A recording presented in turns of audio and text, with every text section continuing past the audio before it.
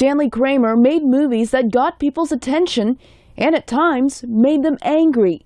His wife, Karen Sharp Kramer, remembers the opening night in 1967 of the movie Guess Who's Coming to Dinner. There were lines around the block, 15 blocks long. But you're two wonderful people who happen to fall in love. The film explores interracial marriage, a risky subject in the 1960s. Stanley and I both had a lot of hate mail. We were threatened in restaurants. We'd go to dinner and somebody would come up to the table and say, "Are you that Mr. Kramer that made that film, Guess Who's Coming to Dinner?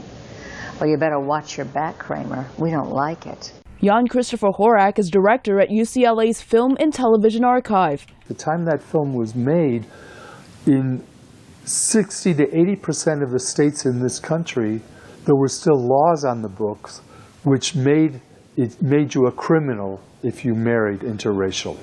Sidney Poitier starred in the film. He and actor Louis Gossett Jr. appeared at the Stanley Kramer Centennial event. He was a remarkable person, and he was probably one of the most amazing filmmakers in America. You know, and we never had moments for anything but teaching each other. And knowing what you two feel.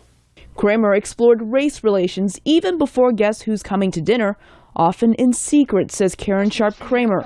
She remembers how Kramer's film Home of the Brave was made. And he hid this wonderful African-American actor, James Edwards, on the floorboard of his car, going to and from work every day. Are we now to find the American industrialist guilty? Kramer addressed other controversial issues, for example, the Holocaust in the movie Judgment at Nuremberg, a fictionalized rendering of the Nuremberg War Crimes Tribunal that prosecuted top Nazi leaders for genocide against Europe's Jews during World War II. At a time when the country was not discussing the Holocaust, this film shocked audiences. Kramer also directed Inherit the Wind, taking on another controversy, the teaching of Charles Darwin's theory of evolution. The movie was based on the famous Scopes monkey trial, in which a schoolteacher in Kentucky was tried for teaching evolution and found guilty.